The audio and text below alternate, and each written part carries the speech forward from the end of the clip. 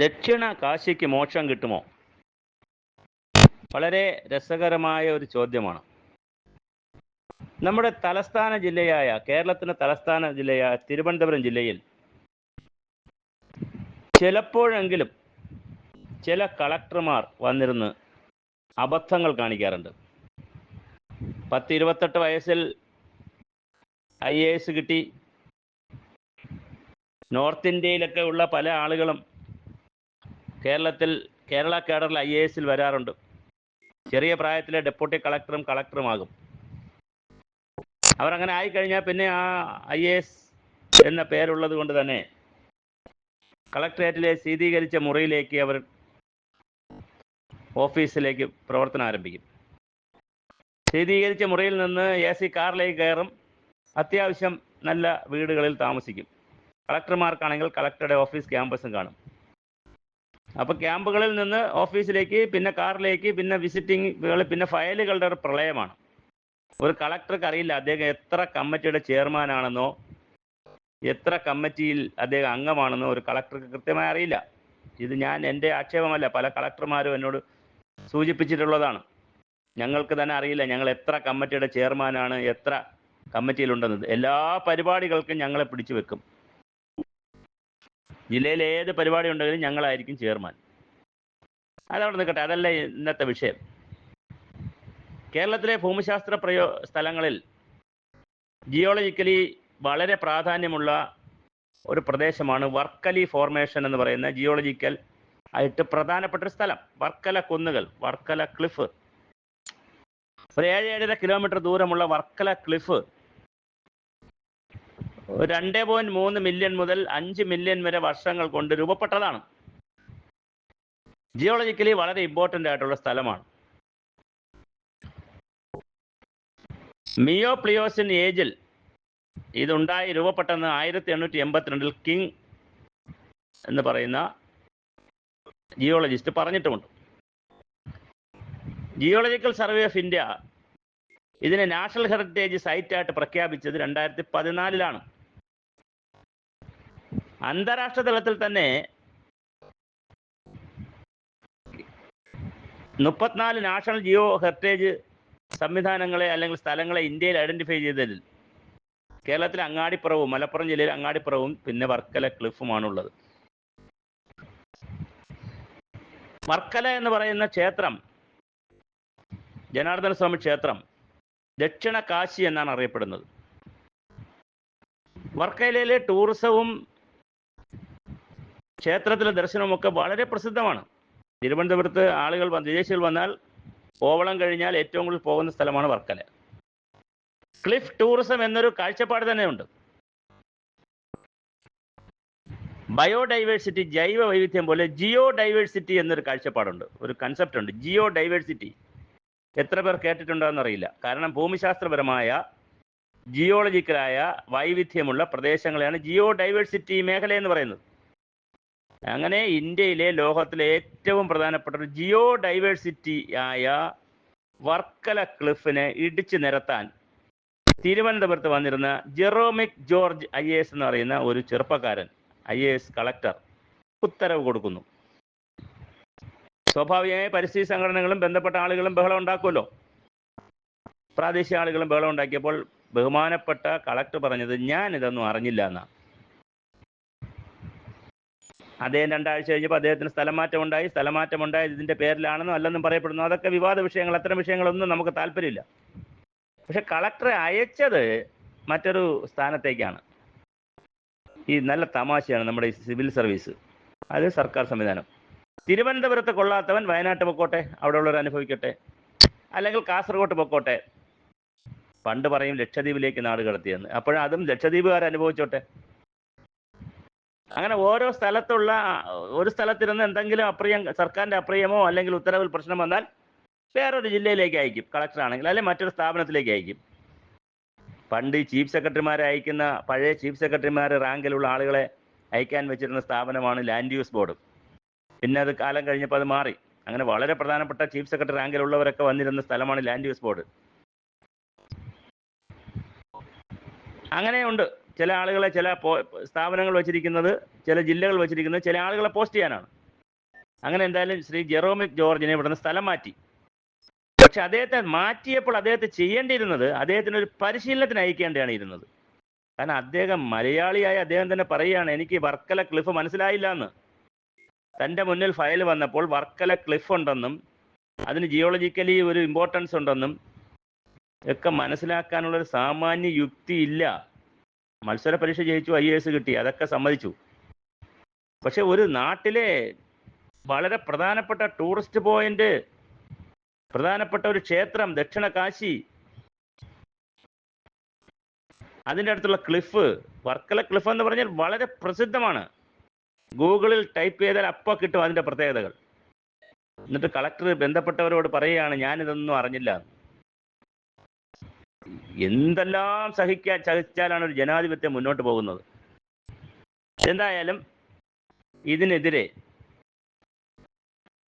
Save wetland international movement എന്ന് പറയുന്ന 1985 government CET Thiruvananthapuram government engineering കോളേജിൽ നിന്ന് പഠിച്ചിറങ്ങിയ ശ്രീ തോമസ് ലോറൻസ് അവർകളും സംഘവും, അന്ന് എഞ്ചിനീയറാണ് അദ്ദേഹം, പിന്നെ NRIയിലൊക്കെ പോയിട്ട് തിരിച്ചു വന്ന ആളാണ്, ഒരു ex-NRI ആണ്. അപ്പോൾ അദ്ദേഹവും സുഹൃത്തുക്കളെല്ലാം കൂടി ഒരു കൂട്ടായ്മ ഉണ്ടാക്കിയിട്ടുണ്ട്, ഒരു സംഘടനയാണ് സേവ് വെറ്റ്ലാൻഡ് ഇന്റർനാഷണൽ മൂവ്മെന്റ്.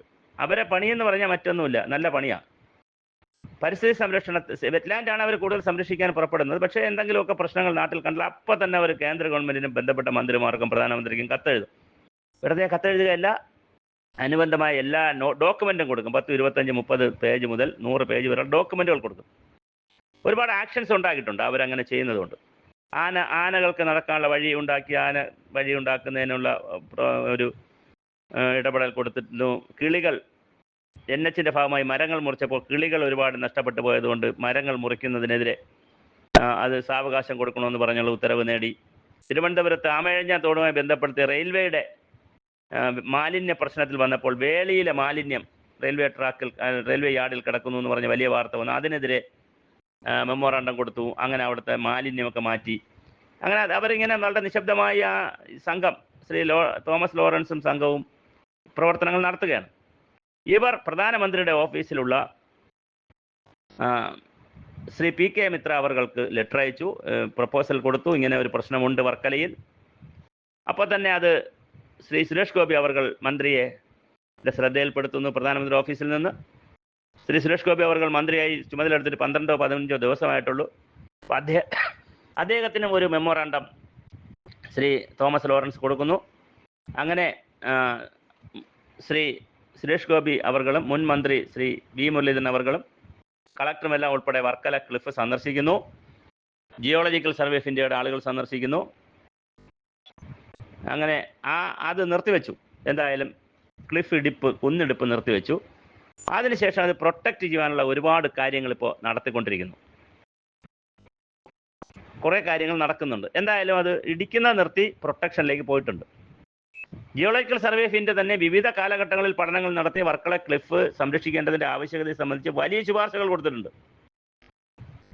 ഈ കാലാകാലങ്ങളിൽ ആളുകൾ ശുപാർശകൾ കൊടുക്കും, പഠനങ്ങൾ നടത്തും. Geological survey of India, NSS national centre for earth studies, Kerala യൂണിവേഴ്സിറ്റിയിലെ ജിയോളജി ഡിപ്പാർട്ട്മെന്റ്, ഇവർ 3 പേരും കൂടി പഠിച്ച പഠന റിപ്പോർട്ടും ഉണ്ട്. ഇതെല്ലാം ഇംഗ്ലീഷിൽ എഴുതി നല്ല സുന്ദരമായ പേപ്പറിട്ട് കവറിലിട്ട് അവിടെ ഇവിടെയൊക്കെ വച്ചിട്ടുണ്ട്. പക്ഷെ ഇടിപ്പും പൊളിപ്പും നഷ്ടപ്പെടുത്തലും ഒക്കെ ധാരാളം നടക്കുന്നുണ്ട്. അതിലൊരു കാര്യമായ ഇടിപ്പ് നടന്ന സ്ഥലമാണ് ദക്ഷിണ കാശി എന്നറിയപ്പെടുന്ന വർക്കല ക്ലിഫ്, ക്ഷേത്രത്തിന് സമീപമുള്ള സ്ഥലങ്ങൾ. എന്തായാലും ശ്രീ തോമസ് ലോറൻസിൻ്റെയും മറ്റ് പരിസ്ഥിതി സംഘടനകളുടെയും പ്രാദേശിക ജനങ്ങളുടെയൊക്കെ സജീവമായ ഇടപെടലിൻ്റെ ഫലമായി അത് ഇടിപ്പ് നിർത്തിവെച്ചു. ഇപ്പോൾ സംരക്ഷിക്കാൻ പുറപ്പെടുന്നുണ്ട്. ഞാൻ ഈ സന്ദേശം വീഡിയോ ആയി ചെയ്തിടുന്നത് നാട്ടിൽ നടക്കുന്ന ഇത്തരം ദുരിതങ്ങൾ കണ്ടാൽ, അതിപ്പോൾ കാട് വെട്ടുന്നതായാലും പുഴ നശിപ്പിക്കുന്നതായാലും മാലിന്യമായാലും ഇതുപോലെ കുന്നിടിച്ച് നിരത്തുന്നതായാലും വയൽ വല്ലാതെ നികത്തുന്നതായാലും അനധികൃതമായ എന്ത് പ്രവർത്തനം നടന്നാലും അത് പരിസ്ഥിതി സ്നേഹികൾക്കോ അല്ലാത്തവർക്കോ സാധാരണ ജനങ്ങൾക്കോ ഇപ്പോൾ മൊബൈലൊക്കെ ഉള്ള കാലമാണ്. ഫോട്ടോ എടുക്കുക, റിപ്പോർട്ടാക്കുക, സോഷ്യൽ മീഡിയയിൽ കൊണ്ടുവരിക, ബന്ധപ്പെട്ട മന്ത്രിമാരുടെയും അത് കേന്ദ്രമായാലും സംസ്ഥാനമായാലും മന്ത്രിമാരുടെയും ഉദ്യോഗസ്ഥരുടെയും ശ്രദ്ധയിൽ കൊണ്ടുവരിക, അങ്ങനെ നടപടികൾ സ്വീകരിക്കുക. അങ്ങനെ വളരെ ഗൗരവമായി നിശബ്ദമായി ഇത്തരം കാര്യങ്ങളിൽ നടപടികൾ സ്വീകരിച്ചുകൊണ്ടിരിക്കുന്ന ശ്രീ തോമസ് ലോറൻസ് അവர்களுം സംഘവും ഞാൻ ഈ പറഞ്ഞ പോലെ അവരുടെ സംഘടന ധാരാളം കേസുകൾ അവർ കൊടുക്കാറുണ്ട്. അതിനെല്ലാം പോസിറ്റീവായി അവർക്ക് ഉത്തരം കിട്ടാറുണ്ട്. പല അനധികൃതവും നിയമവിരുദ്ധമായ പരിസ്ഥിതിയെ തകർക്കുന്ന പല പ്രവർത്തനങ്ങൾക്കും എതിരെ അനുകൂലമായ വിധി വാങ്ങാൻ അവർക്ക് കഴിഞ്ഞിട്ടുണ്ട്. ഇതിൽ വർക്കല ക്ലിഫിനെ സംബന്ധിച്ചിടത്തോളം അവർക്കും സംഘത്തിന് അഭിമാനിക്കാം. അവർ മനോഹരമായ ഒരു ഇടപെടൽ നടത്തി. അത് പ്രധാനമന്ത്രിയുടെ ഓഫീസ് വഴിയുള്ള ഇടപെടലായിരുന്നു. കേന്ദ്രമന്ത്രി ശ്രീ സുരേഷ് ഗോപി അവരുടെ ഓഫീസ് വഴിയുള്ള ഇടപെടലായിരുന്നു.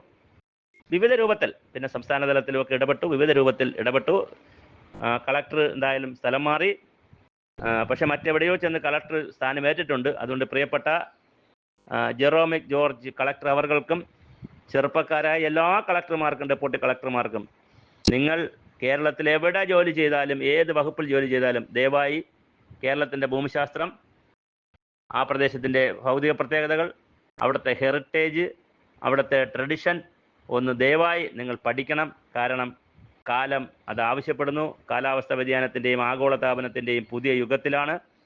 നഷ്ടപ്പെടുന്ന ഓരോ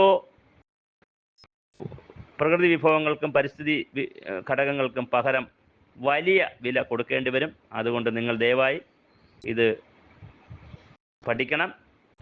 സർക്കാരിനോടുള്ള അഭ്യർത്ഥന, ദയവായി കളക്ടർമാർ അല്ലെങ്കിൽ പ്രധാനപ്പെട്ട IAS-കാർ, ഉത്തരവാദിത്തപ്പെട്ട വലിയ പോസ്റ്റുകളിൽ വരുന്നവർക്ക് ഇത്തരം കാര്യങ്ങളെക്കുറിച്ചുള്ള നല്ല ട്രെയിനിങ് കൂടി കൊടുക്കണം. പരിശീലനവും ഇതിനാവശ്യമായ കാര്യങ്ങൾ കൂടി ചെയ്യണം. ഒരു നിർഭാഗ്യവശാൽ ഒരു കാര്യം കൂടെ പറഞ്ഞുകൊണ്ട് അവസാനിപ്പിക്കാം. ഈ ജെറോമിക് ജോർജ് എന്ന് പറയുന്ന കളക്ടർ ഉൾപ്പെടെയുള്ള കളക്ടർമാരാണ് ഡിസ്ട്രിക്ട് ഡിസാസ്റ്റർ മാനേജ്മെൻറ്റ് അതോറിറ്റിയുടെ ചെയർപേഴ്സണും ചെയർമാൻമാരും. അതാണ് ഇതിൻ്റെ വൈരുദ്ധ്യം. ജില്ലാതല ദുരന്ത പരിപാലന നിവാരണ പ്രവർത്തനങ്ങളുടെ ചെയർമാൻമാരും ചെയർപേഴ്സൺമാരായിട്ടുള്ള കളക്ടർമാരാണ് പലപ്പോഴും ഇതിന് വല്ലാത്ത ഉത്തരവുകൾ കൊടുക്കുന്നത്. അതേസമയം മറ്റൊരു കളക്ടർ, തിരുവനന്തപുരത്ത് സതീഷ് എന്ന് പറയുന്ന മറ്റൊരു കളക്ടർ, സതീഷ് IAS എന്ന മറ്റൊരു കളക്ടർ ഇതിനാവശ്യമായ പഠനങ്ങൾ നടത്തി ഇതിനാവശ്യമായ സംരക്ഷണ പ്രവർത്തനങ്ങൾ നടത്തിയിട്ടുണ്ട്. 2 കളക്ടർമാർ വന്നു, 2 കാലഘട്ടത്തിൽ നടന്നു. ഒന്ന് സംരക്ഷണ പഠനം നടക്കുന്നു, മറ്റൊന്ന് ഇടിച്ചു നിരത്താൻ ഓർഡർ കൊടുക്കുന്നു. ഇതെല്ലാം ഞാൻ സൂചിപ്പിക്കുന്നത് നമ്മുടെ സംവിധാനങ്ങളിൽ എല്ലാവരും എല്ലാം പഠിക്കുന്നതിനും മനസ്സിലാക്കുന്നതിനുമാണ്. ആരെയും കുറ്റപ്പെടുത്തുവാനോ അല്ലെങ്കിൽ ആരോടെങ്കിലും എതിർപ്പുള്ളത് കൊണ്ടോ അല്ല പറയുന്നത്. തീർച്ചയായും ദക്ഷിണ കാശി സംരക്ഷിക്കപ്പെടട്ടെ. അത് അർഹിക്കുന്ന നിലയിൽ തന്നെ എല്ലാവിധ ശാസ്ത്ര സാങ്കേതിക വിദ്യകൾ ഉപയോഗിച്ചുകൊണ്ട് വർക്കല ക്ലിഫ് സംരക്ഷിക്കുമെന്ന് നമുക്ക് ആശിക്കാം. അതിൻ്റെ പിന്നിൽ പ്രവർത്തിച്ച എല്ലാവർക്കും ഒരു ബിഗ് സല്യൂട്ട്.